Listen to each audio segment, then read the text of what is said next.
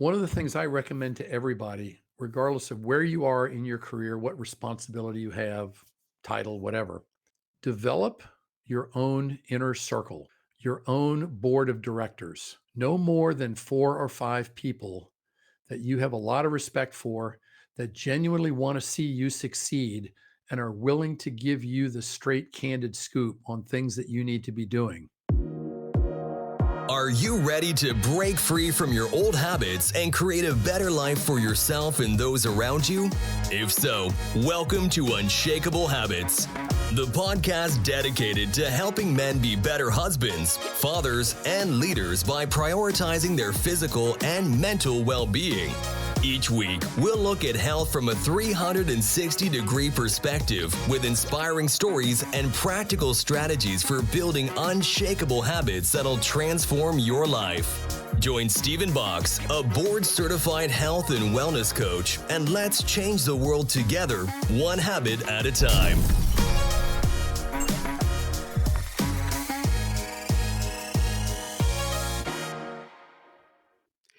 Hey guys, welcome to another episode of the Unshakable Habits podcast. I am your host, Stephen Box, and today we have something that's unique for entrepreneurs out there or people who have leadership positions high up in their company, because this is an area that I know I hear from a lot of people that, hey, can you do more episodes on this? Can you talk more about some of the struggles of being in business for yourself or being in a leadership position? And, because you guys know, we help men to become better husbands and better fathers, but also better leaders. And whether that's at work or in the community, we want to make sure that we're giving you the tools you need to be successful in leadership. And today I have a guest with me that is going to bring a wealth of knowledge and personal experience that is going to be able to help you to do that. So, allow me to introduce you to a man who has a great first name, Mr. Steve Smith. Thank you for having me on, Steve. I appreciate it. Yeah, absolutely. I mean, you're missing a few letters out of your name, but that's okay. We won't hold that against you. I can buy some vowels if I need to.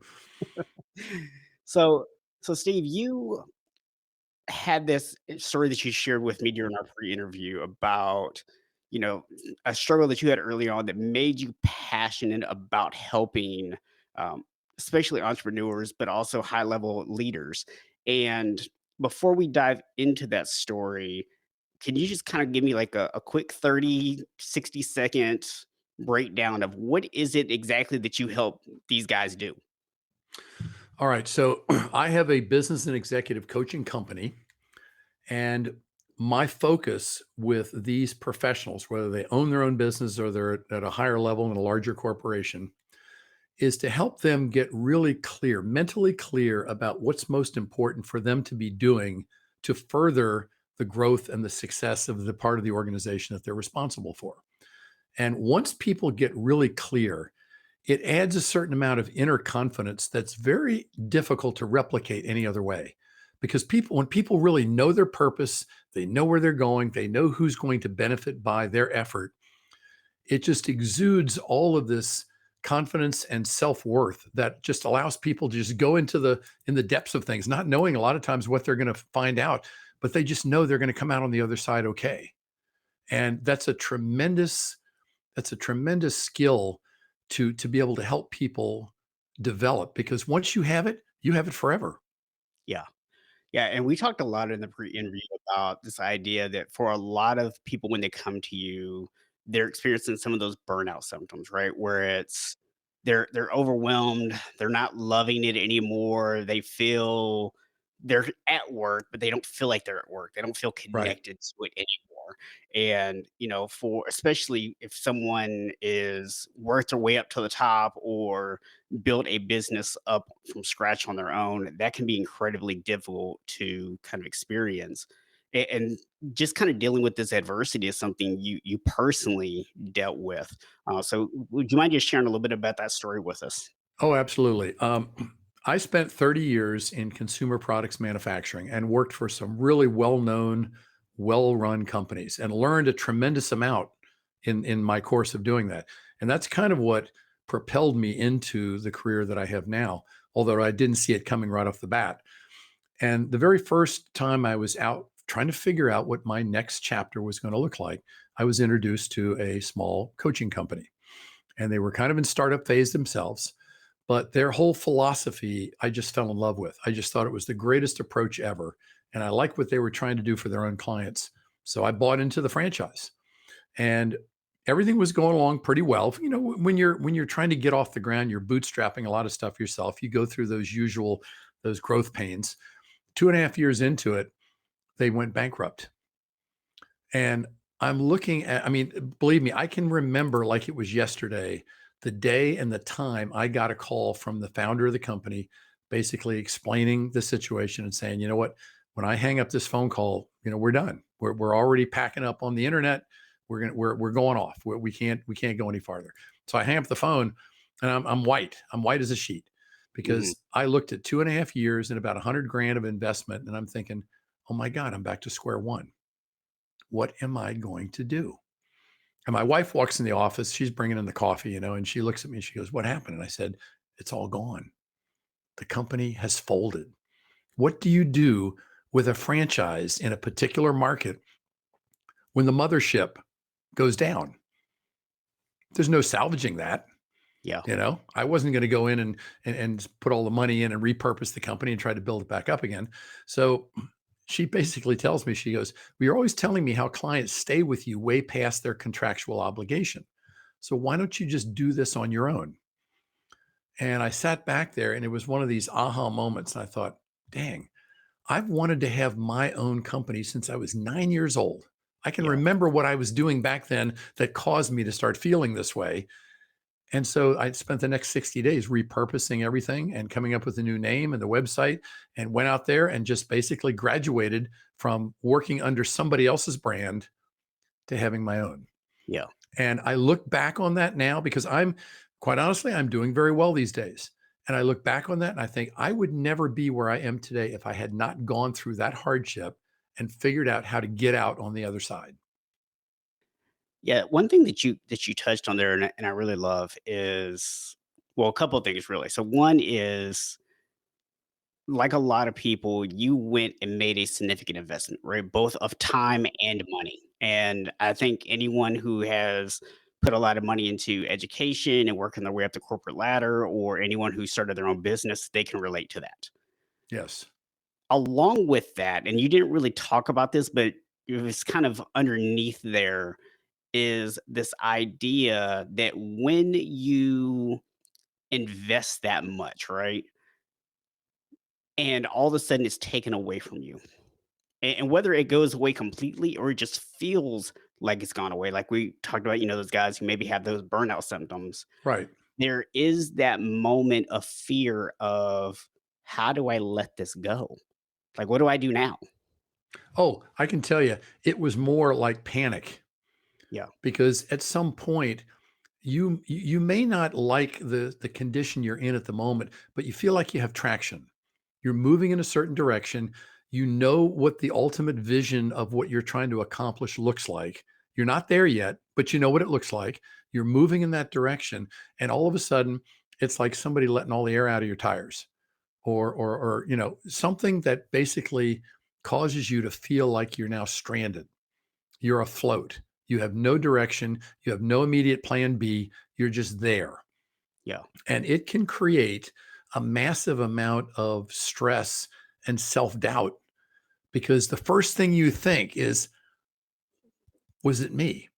Yeah. Did I do something to cause this problem? And then once you get over that, the second question is, how come I didn't see this coming?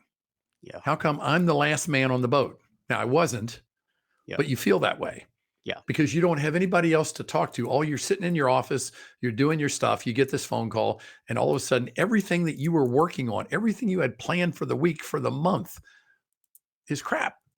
Yeah. It's gone. It's Yeah. the weirdest feeling that I've ever had in my entire life. Yeah, I can only imagine, right? Just, I mean, I've gone through similar situations, obviously not the exact same thing, but like when you describe that idea of, I had all these plans, right? And now they're gone. They're useless. Like every Right. every plan that I even made is completely useless. Yes. Yes. So yeah, so it was a moment. It wasn't. I'm not going to talk about self reflection. No, it was a moment of, oh my God, somebody turned the lights out, and I don't know where the switch is, Yeah. and I've got to figure out what I'm going to do, how I'm going to get past this. And you don't have any good answers. And if, in fact, if it wasn't for my wife coming in and making that comment, I don't know how long it would have taken me to get to that same revelation that, you know what, I can do this myself. Yeah. I've been operating under somebody else's umbrella, but take the umbrella away, I can do this myself. But I wasn't in a mental place where I could just deduce that on my own. I was too busy freaking out. Yeah. Yeah, and I love the fact that you brought up your wife here and this comment that she made, right? Because to me, this is so much like when you're getting coaching from somebody, right? And Right. they ask you that one question, or they give you that one insight, or they Right. point that one thing out to you that you're like, oh yeah, I didn't think about it that way.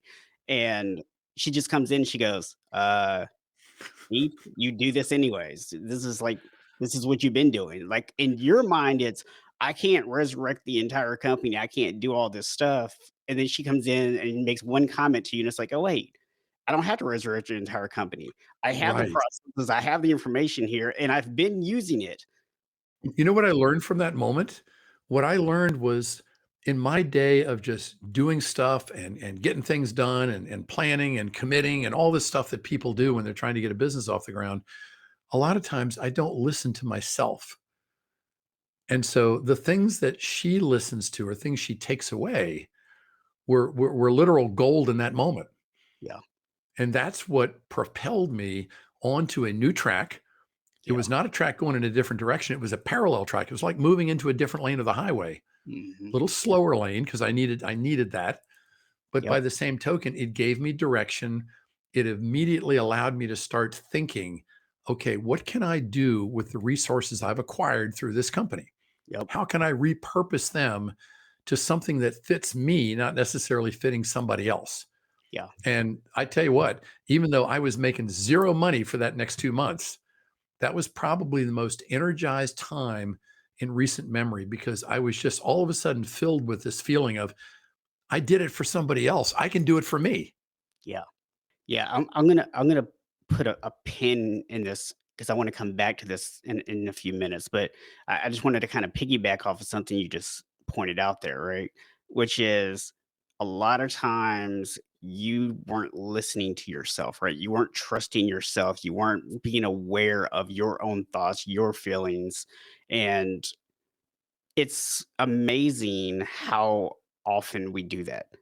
I'll share Oh, with yeah. you that, believe it or not, I would say probably at least 75% of the guys that I've coached over the years have actually come to me because their wife told them to.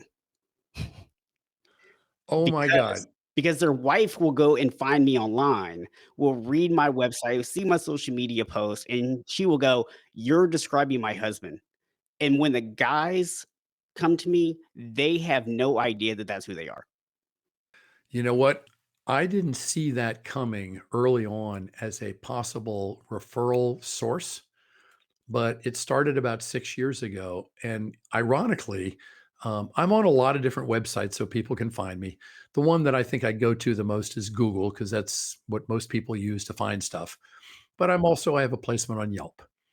And I have gotten 3 clients over the last 4 years, not by the guy calling up and saying, "Hey, this is what I'm looking for."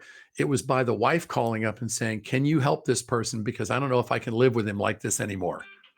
So it's amazing that you said that because I never realized how many times people they don't see the help that they need.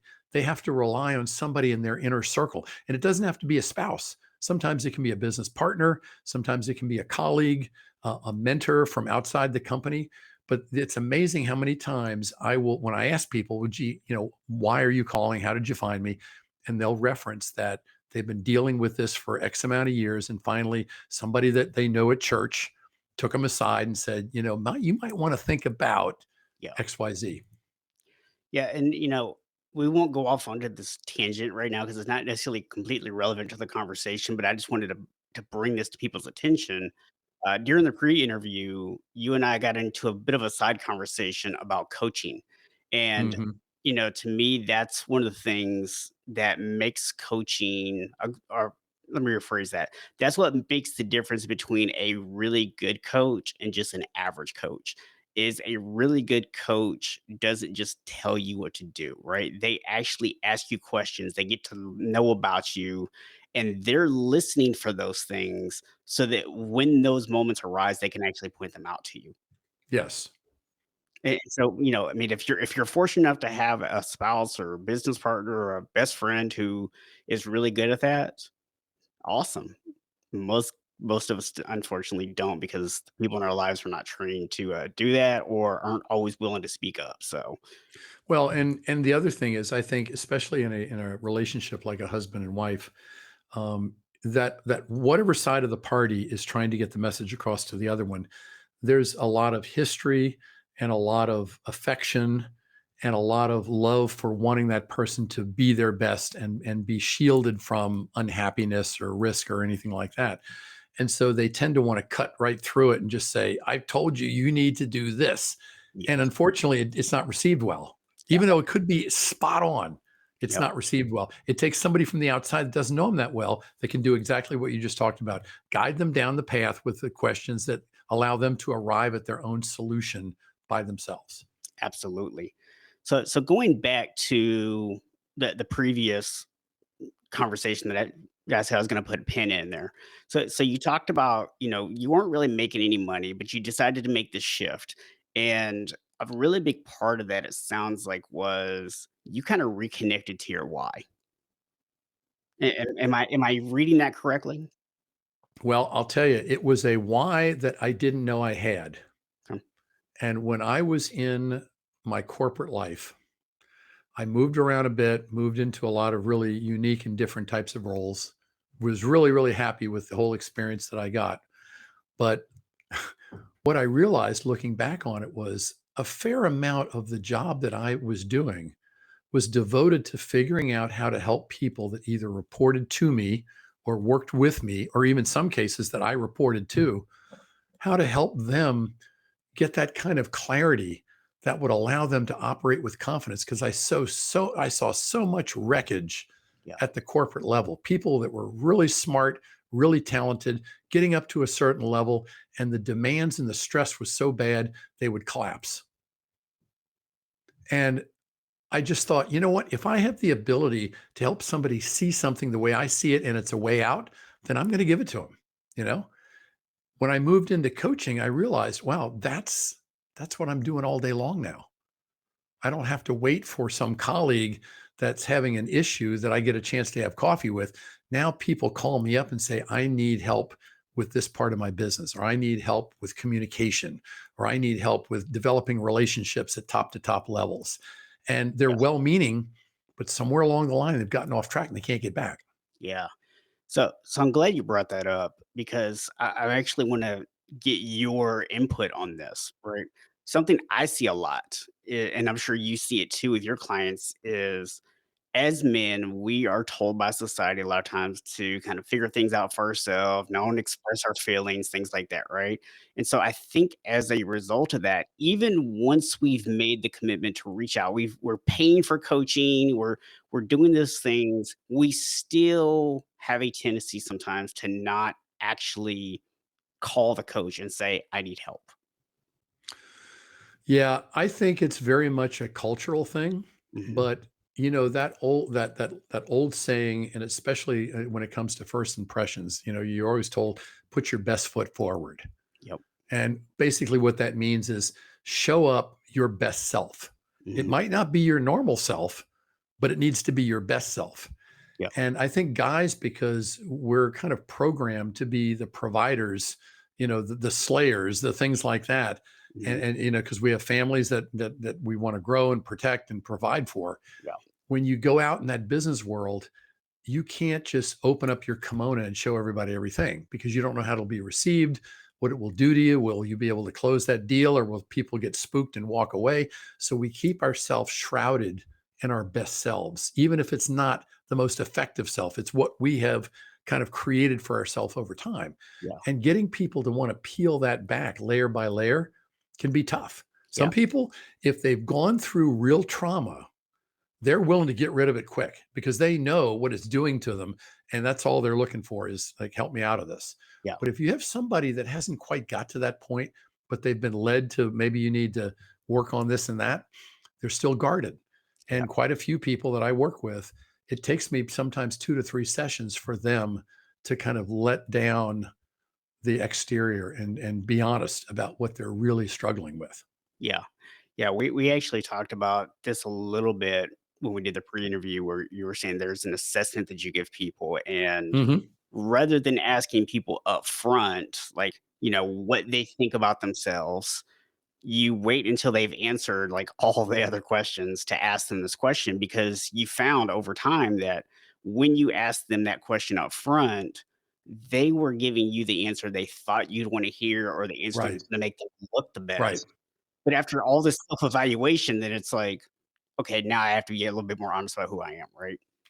Yeah, and, I purposely put that at the tail end for what you just said. Most people, when you ask them to evaluate themselves and their business, and this thing is quite lengthy, it's like 8 pages long. I find most people are willing to give over facts and figures. How much revenue does the business have? How long has it been around? How many employees? How long have you been at the CEO level?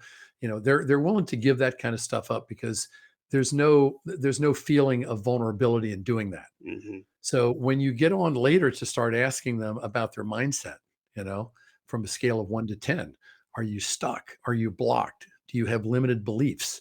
Yeah, That really starts going deep into who they are as individuals. yeah, And I found that when I put that first, if I get any responses, they're not accurate. yeah, You got to put that at the end and kind of give them time to work their way into that. yeah, yeah. I love that approach. So one thing you kind of pointed out there was this idea that we're all taught to be our best selves, right? And part of that is it's the fear of losing out on something or missing out on something that FOMO kicks in, right? And we have our own little ways of dealing with things. They've gotten us to the level of success that we're at. And so, even if they're not the absolute best approach, we will cling to them. And I think this is a good segue to start talking about really this big problem that we promised to talk about at the beginning of the episode of when you feel as though you're on the outside of the business looking in and you feel like Mhm. you have no control over what's happening even though you're physically there because a Yes. lot of that comes from the fact that you are holding on to systems that are no longer working but you're scared to let them go and change them into something else. Yeah, people who have owned businesses for long periods of time, 20, 25 more years, you get a certain comfortableness with your environment and your routine. And that environment and routine may no longer be the best way to operate. Yeah, But because that's your comfort zone, you acclimate to that and you learn to live with that. yeah, And it's only when you start to see radical change around you that you become aware of the fact that what you're doing isn't working anymore. yeah, Most everybody around you has already figured that out. Typically, the things that cause radical change, when all of a sudden you start getting a lot of new people in your organization that you personally didn't hire. Maybe the people below you for different departments made those hires. yeah, So you're walking down the hallway, and half the people you walk by, you don't even know who they are. yeah, So there's a little feeling of alienation there. You can have radical shifts in the marketplace in terms of the product or service you provide, and have some disruptive technology come in and place and sweep the place. And all of a sudden, you're looking at your monthly numbers and things are crashing. You've never had that experience before. Everything's always been on a nice even keel. And all of a sudden, you're having to think, oh my God, what am I going to do to turn this around? That can create the kind of fear that paralyzes people. And if you don't get the help to get out of that, you can literally live through and watch your business completely blow up. yeah. So if someone is kind of getting to this point, right, where maybe they're starting to feel some anxiety. Maybe they're starting to kind of feel like they're losing control of things. Outside of just that general feeling, what are some of the other warning signs that might clue somebody in that things are about to potentially go bad? What I have seen over the years that I've been doing this are, and it's interesting because if you read a lot of entrepreneurial books, what you learn is that the smart thing to do is build your organization up, fill it with people underneath you, and kind of work your way out of a job. Yeah. That's kind of the mantra. You've got a really successful entity that you're not personally attached to. Right. And I buy into that Yes. until you get to the point where the individual at the helm that's done that has no next phase to move to, because that whole concept was designed for people who were real entrepreneurial in their mindset. Build this up, give it to somebody to run, go out and find another business, build that up. So you're kind of just Yeah. doing them one at a time. Well, what if you just do it with one and you don't do anything else? Yeah. All of a sudden, you start getting what I call mental drift, meaning when you wake up in the morning, the first thing you're thinking about is not the business. Maybe you start coming in at 11 o'clock instead of 8. Maybe you're only working 3 days a week. Maybe you're spending time on Monday instead of being at management meetings in your garage working on your boat. Yeah. All of these things cause you to drift, and they feel comfortable in the moment until something happens in the business that forces you back in. And now you feel like you're on the outside looking through the glass. You see what's going on, but you can't affect anything. That's an interesting perspective. I kind of instantly had this thought of, imagine that you like left your home for 6 months and you had, very little contact with your family or anything. And then all of a sudden, 6 months go by, you have to go back home for some reason, and you're expected to act as if you weren't just gone for 6 months, that Right. all the Right. awkwardness of that doesn't exist, right? Right. Right. So here's a very real example that I'm dealing with right now. It's a privately run business, family owned, second generation. The guy at the helm is in his late 60s, Mhm. and he's still vibrant. He still kind of calls his shots, although not at the ground level like he was doing years ago. But he's got visions of wanting to retire. Mhm. And when he moved out of the kind of the general manager role into a CEO role, because now he had C-level people under him doing a lot of the major functions, I was surprised. But he admitted one day, he said, I don't know what CEOs do. So he had now moved into a phase that many companies have people in without any understanding of what that purpose was. His purpose was very tactical. Yeah. Go out and make, connections with prospects that eventually will do business with you. Watch your finances so you're collecting what you're selling. I mean, all this kind of basic stuff that now other people were hired and fully capable of doing on a regular basis. Yeah. And his fear was around, I don't know my purpose anymore, and my name's on the front door. Mhm.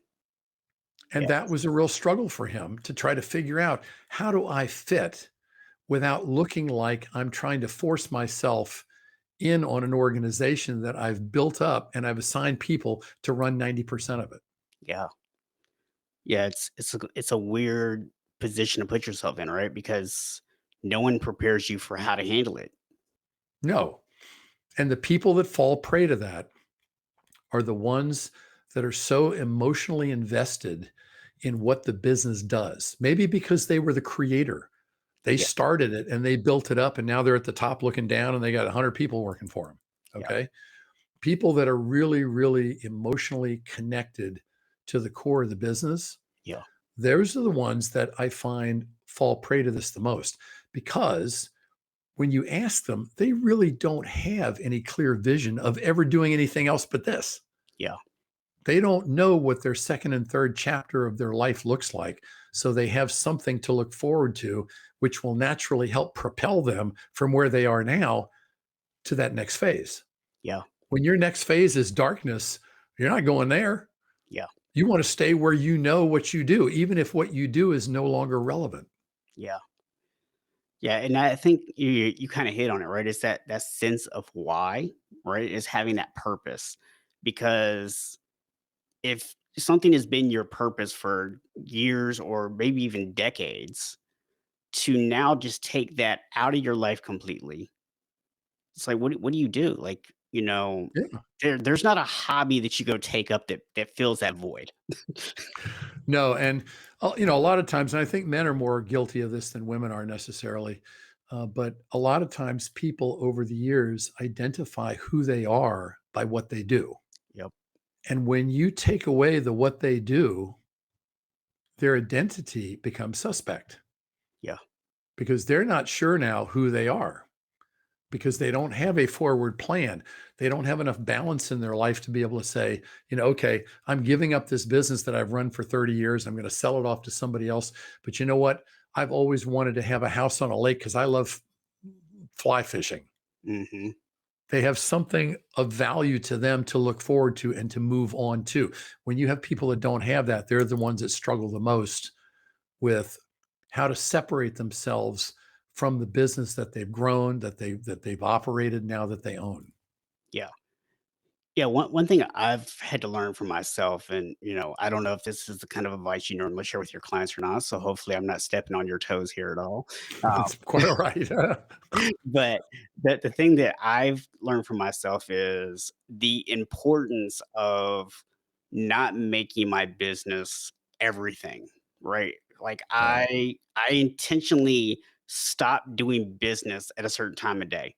I have some entire days I don't even think about my business. I won't do anything.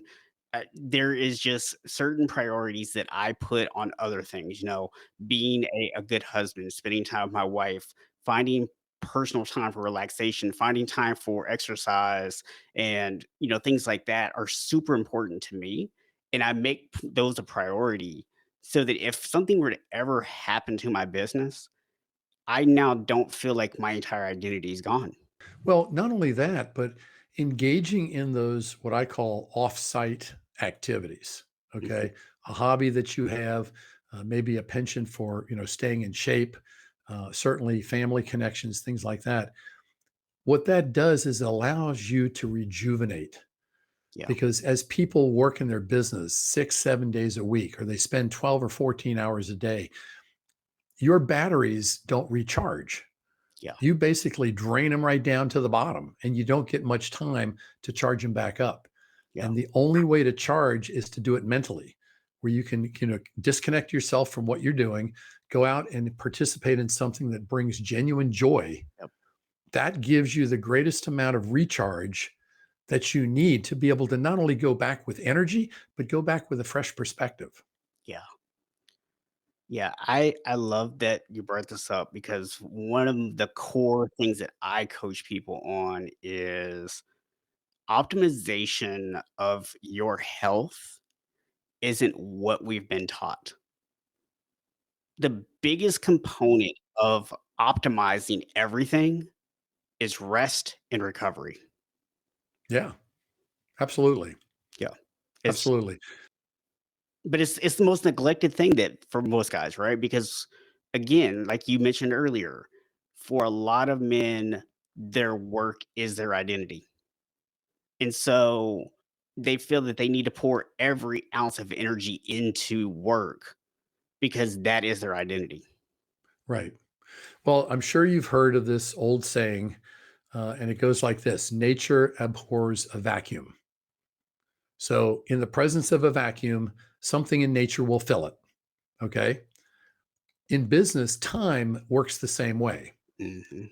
If you allow yourself to have extra time, it will get filled with something you think is important or something somebody else thinks is important, Yeah. which is one of the things that I work with. In fact, I've got an owner right now who is trying to get out of his business, but he's holding on because this is his baby and he doesn't really know what he's going to do if he leaves. So I thought, okay, we need to do this in baby steps. Yeah. So this year, his first goal was to decide what day of the week he was going to take off. And I gave him two choices. I said, pick Monday or pick Friday. I said, personally, I would pick Friday because a lot of your national holidays are on a Monday. So you're going to get that day off anyway. But pick Friday and now learn to run your business 4 days a week. Yeah. And you know what?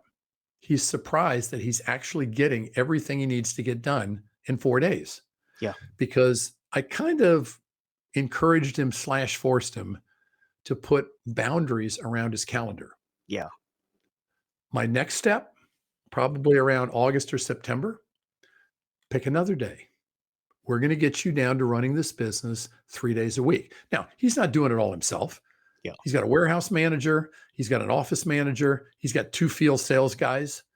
The whole point is he's more getting in the way than anything else. Yeah. And by spending less time there and giving them expectations and support to do their jobs, they're smart enough. They'll do it while he's gone. Yeah. And you know how he knows that? Because twice a year he takes vacation. When he comes back, everything's running the way he left it. Yep. So I said, why can't we take that same formula and apply it on a weekly basis? Yeah. And he's now getting comfortable with that idea that he doesn't need to burn the candle at both ends every single week of the year. Yeah. All right. So you brought this up. So now I have to dive into this a little bit, right? Because this is one of my core things that I talk about around everything that's important to you is creating those boundaries around your calendar. So talk to me about your perspective on this. I liken time to another industry slogan, which, if you know anybody that's in real estate and they work with raw land development, there's a concept called highest and best use. Mhm. When you look at undeveloped land, that's what they're trying to determine. What is the highest and best use of this parcel of land? I look at my calendar the same way. When I look at the amount of time that I plan to spend running the business and I block it out on my weekly and monthly calendar, my next question is what are the absolute highest and best activities I can be putting in that calendar so that when it's filled up, that's it. That's all I do. Yeah. And so I have a priority list. Clients come first, you know, networking comes second. Public speaking that I do for some of the local organizations around here comes third. Hmm. And I just go down the list and everything that's on that list that falls into that activity, I have a day and a time. I've got my clients, I've got their appointments scheduled out for 2 months Hmm. because what I want to find out is where is the available time? Yeah. I've already committed to what the most highest and important activities I can engage in on behalf of this business. Yeah. Where's the slack time? Yeah. What am I going to do with that? Yeah. And when you do that, you'd be amazed at how it frees up your head. Now you're not operating from a point of stress. Oh my God, I've got too much stuff and not enough time to do it. Yeah. You got all the time in the world if you just make decisions based on what is the most valuable thing for you to be doing every hour of the day. Yeah. Yeah. I think that's such a powerful idea, right? Like I've seen this numerous times where people will schedule a podcast interview and then they get the reminder on the calendar notification or the email that pops up and says, "Hey, remember you have this, interview this week or whatever." And then they will go in and reschedule. And I cannot tell you the number of times that I've seen the words work conflict Yeah, the reason for rescheduling. And it's because their right, calendar is not, they don't have boundaries on it. It's not right. situated. So it's like when that person calls you and says, "Hey, I want to set up a sales meeting and this is what time I want to do it," you're like, "Oh, I have to do this right now." Yeah, you know what? There's only two things in my world that would cause me to cancel a client appointment or some kind of a meeting or something where I'm an appreciable part of what's going down. The house has got to be burning or somebody in the house has got to be having a heart attack. But anything short of that, you can rearrange it. In fact, today I conducted an online 4-hour management seminar for one of my clients. They had a group of managers that needed help. Yeah. And I give them the house rules. I tell them exactly how it's going to work. We're going to take breaks here and there. You do all that kind of things to let people know how it's going to work. Yeah. The very first question out of somebody's mouth was, is it okay for me to answer emails while you're presenting? Because they're not in the room with me; they're all wherever they are, and that we're all being connected on virtual meetings. And I just for a moment there, I thought, what the hell? I can't believe somebody would ask that, and we haven't even started the training yet. So I basically calmly said, look, I laid this out so we would have 50 minutes to dive into the topics. You're going to have a 10-minute break every hour to get into those emails, phone calls, whatever you want. That's more than enough time. I'm hoping you can work with that. So I didn't force Yeah. him. I just said, hey, I hope you can work with it. And he backed down. He said, okay, we'll do that. Yeah. But it was a knee jerk reaction that I can't pay attention to anything in front of me unless I'm doing busy work at the same Yep. time. It's just a habit. You can break habits if you have an incentive to do so. Yeah. Yeah. I really like this example, right? Because I mean, first of all, that's absolutely hilarious that somebody would actually ask. I know. I couldn't believe it when he said that. I thought, would you say that again? Did you really say that? So, But the thing I like about it, the example here is that it really kind of highlights this point of we have convinced ourselves that we need to be doing not just something, but everything all the time. right, right, I actually had a business coach that I was working with who gave me this wonderful realization. He said, even if you are the only person in your business, your business still has a CEO, a CFO, right? It still has an right, operations manager. It's just, you're all those things. You're the marketing department, you're the customer service department, you're the sales department, right? You're just filling all those roles. All those roles have your name right. next to them. And I think especially for a lot of entrepreneurs, when you start off and you're wearing all those hats, it can be difficult to let them go. And it leads to that exact kind of mentality. And even people who are in corporations where there's always a demand to do more, right? Where you're supposed to be getting more done than everybody else. It's so easy to fall into that trap. And that's just, I mean, I can't even think of a better example to illustrate it. There is a concept that, and I didn't come up with this, but I pirate every good saying I can come up with, and it's don't confuse activity with accomplishment. Mhm. And a lot of times, here's a good example. I worked with a magazine publishing company a number of years ago, and the sales manager who ran the whole crew that drove the revenue for this company, hardworking lady, knew a lot, wanted to help a lot. She was in everything, and so our first call, I asked her. I said, tell me a little bit about what you typically do. And she goes, oh, I'll do better than that. I'll show you. And she holds up this legal size notepad, legal Mm, yellow, little mhm. lines. She had 2.5 pages of line item things that she had to do. Every day. Yeah, well, it was a running list. It never went away. And so we worked really hard on getting her to get away from the to-do list and start looking more at strategies of how you are going to accomplish key responsibilities within your department. And I said, the to do list should be a catch all for those important things that you can't do right now. You want to remind yourself. But I have a to do list, it's got 12 lines on it. Yeah. And when I fill up the 12 lines, nothing else goes on there. I got to get something off before I put something on. And it's my way of controlling my desire to overwhelm myself without realizing Yeah. it. And so a lot of people get into that, oh gosh, I got all this stuff done today. And I said, okay, great. What did you accomplish? And that's usually where you get the blank Yeah. stares They're like, "What?"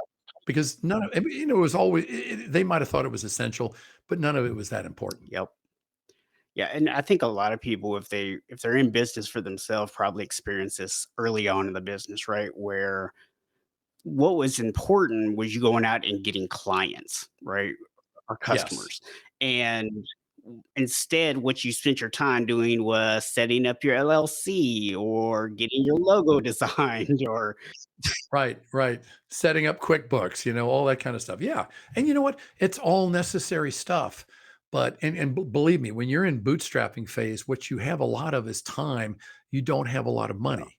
So I always encourage people at that level to learn basic things that when you hand them over later on, you know enough about them to ask good yep. questions. Here's a great example.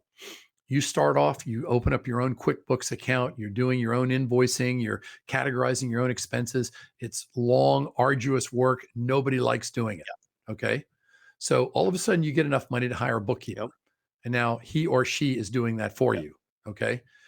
The problem is they seed over all that stuff and they don't tell the bookkeeper, ask the bookkeeper, what can I expect to get back from you in the way of reports that will help me evaluate and make decisions about my Yeah. business? Well, one of the reasons they don't is because they don't know what goes into it. Yeah.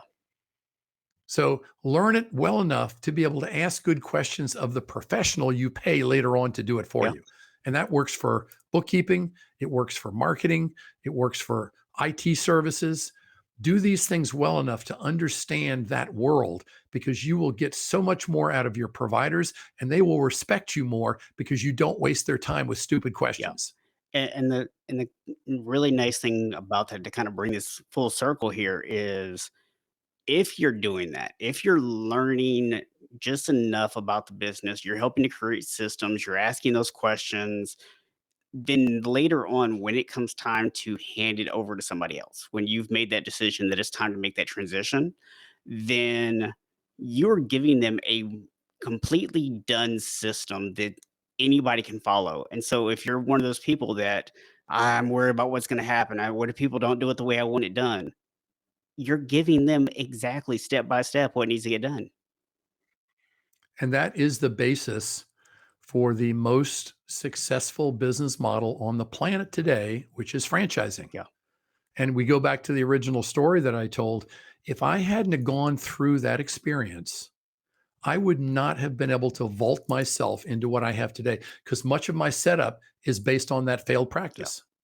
Now, it failed for particular reasons, which didn't have anything to do with how the company was formed and how it operated. So I said, hey, I bought it. I might as well use it. Yeah.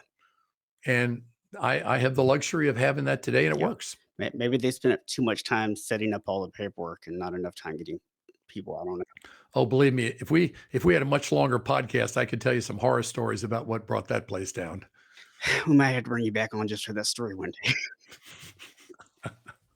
So Steve, if somebody is finding themselves right now, they're seeing some of these warning signs, right? So they're finding it difficult to let go of things. They feel like they have to do everything, or maybe they're reaching that point of overwhelm. They're starting to feel that disconnect from it. They don't have that bigger sense of why anymore, right? They're starting to experience some of these things. Obviously calling someone like you to get coaching is the obvious answer, but like what are some other steps that they should start to take?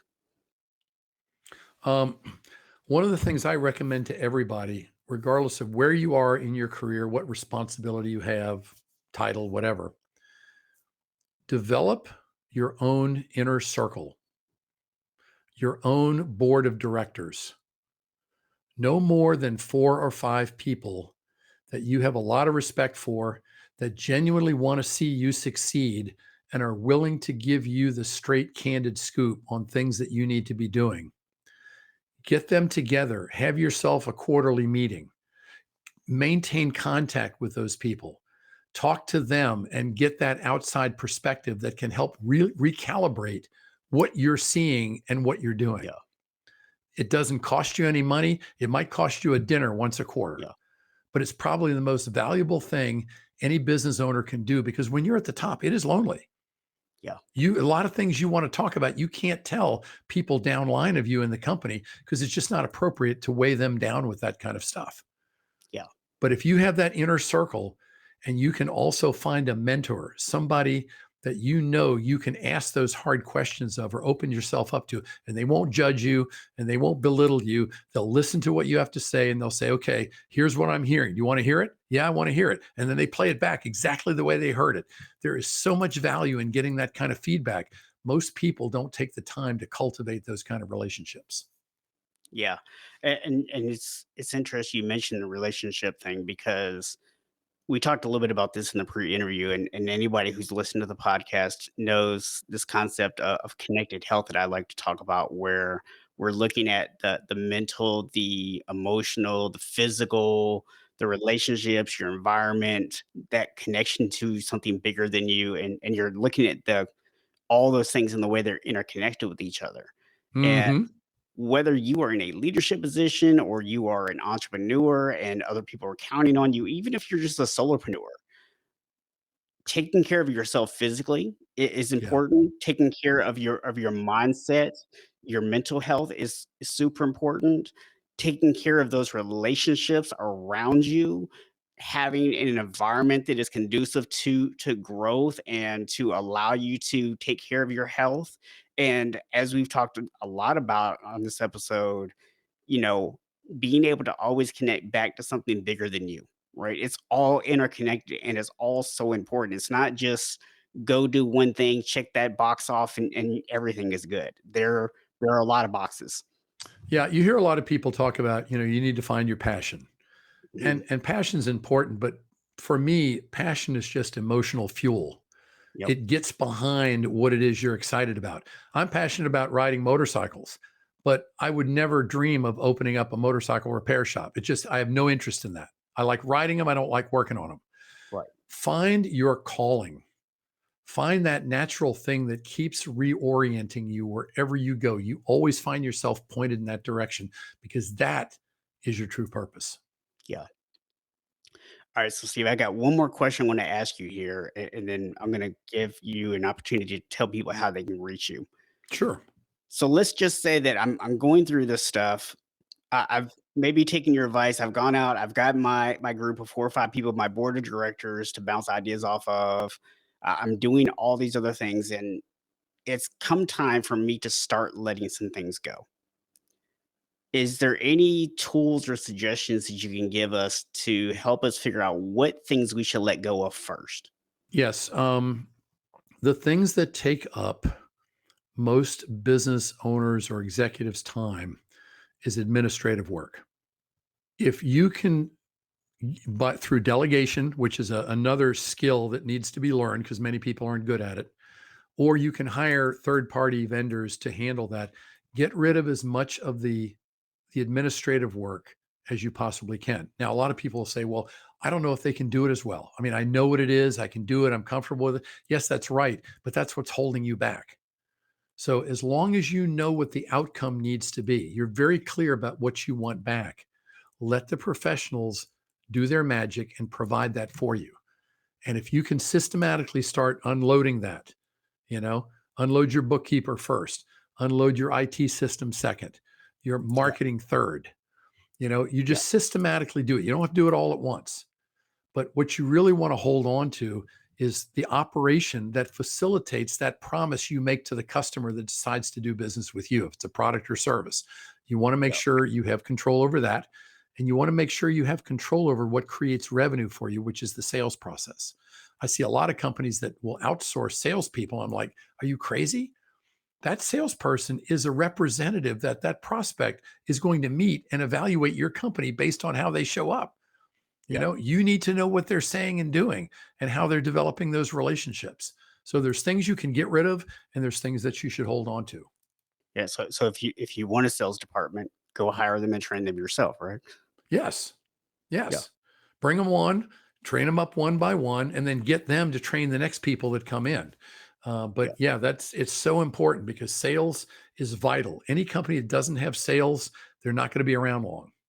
yeah, yeah. That I mean, that's like for me, when you look at even just this podcast, right? I can outsource a lot of things. I've used automation for a lot of my podcast, but when it comes to the pre-interviews and the actual interviews themselves, I'm never going to turn that over to somebody else, right? For one, this is my zone of genius, right? This is what I'm good at, but this is also my connectivity with the rest of the world, Well, right? not This only is that, but you're vetting your prospective guests, and then when you come on and have these conversations, you are very well prepared in terms of how you guide these shows. I yeah. mean, I'm amazed at the stuff you remember from the conversation we had several months ago. Yeah. And honestly, a lot of that too for me is I just really quick story I'll share with you here. I had a previous podcast that I did, and I didn't do pre-interviews and all that stuff. And I brought on this one guy, and it's the absolute worst interview that I've ever been in my life. Like we just personality wise, we didn't mesh. Like it was just horrible. And that's why when I started this one, I wanted to do the pre-interviews. That was literally the motivation behind me doing them, right? And as I've started to get into doing them more, they've kind of morphed into really an opportunity to do like what you just said, to really kind of get in depth, make sure that people are presenting their stories in the best way possible, making sure that things are going to be engaging for the audience and all that. But at the core of those, for me, it is always still about I want to bring on people that I feel like I connect with. Mm, yes. Yeah. Look, I mean, the beautiful thing about this is your podcast. You write the Yep. rules. You set Yep. the standards. And if the people that come on meet your requirement and fulfill what the people listening to your podcast want, you got a successful podcast. Yeah. And at the end of the day, you know what? I can continue to do that if I do like what you just suggested and start handing off other stuff. If I allow somebody else to handle the booking, if I allow someone else to start handling the technical aspects of things, right? If I let somebody else start doing the editing and all that kind of stuff, I can give that off to other people and it doesn't make the show lose anything. Right. Yes, absolutely. In fact, I just hired a guy that's in another country that does video editing. And I've been sending a lot of my interviews to him to have him chop them up to little 2-minute segments because they play better on social media. Yeah. And I didn't tell him where the timestamps were. I just said, here's 45 minutes of interview. Pick out as many really good quality snippets and send me back, with the little bumpers on them and everything. And I was floored at how well he could pick that stuff out. He was doing it better than me, and I was in the interview. It's Yeah, I amazing. don't know. I don't know if you caught this or not, but I specifically designed the layout that we're using right now. If anybody watching on YouTube, you can see it. But if you're listening on audio, I've got the stacked videos here, one on top of the other, with like the logo off to the side. And that's because a lot of people nowadays are using things like TikTok or YouTube Shorts Or or they're Instagram watching it on their Shorts. phone. Yeah, They're absolutely. vertical. Right. So now it's super easy to just crop out our videos and be like, That's boom. smart. That's very smart.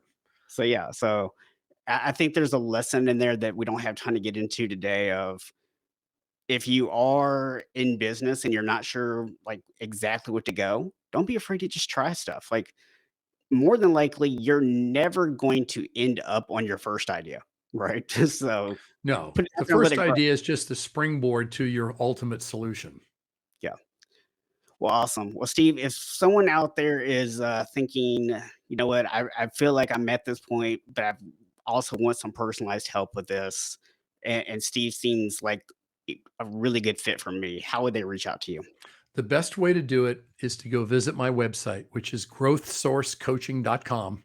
The reason I say that is because my phone number's on there, my email's on there, but you can see a lot of the different videos I put on about my specialty topics, management practices, leadership, and you can read reviews. You can get a really good feel as to who I am as a package. And then if you want to make the phone call or fill out one of those little boxes, I'll reach out to you and schedule a call. I found that to be the best way because then when people show up, they already feel like they know who I am. And now we can spend talking about what they need. Awesome. Well, really appreciate you coming on today and sharing your insights with us. And just so you guys know, I will have links to Steve's website, anything else that he wants to, offer up to you guys. I'll have that all in the show notes on the website. So just make sure that you go check that out, and you'll be able to get those. And as always, I just want to remind you that while none of us are born unshakable, we can all become unshakable. Thank you for listening to the Unshakable Habits Podcast with Coach Stephen Box. Be sure to hit the subscribe button and help us spread the word by sharing the podcast with other men. If you're ready to create unshakable habits, you can learn more and connect with us at unshakablehabits.com.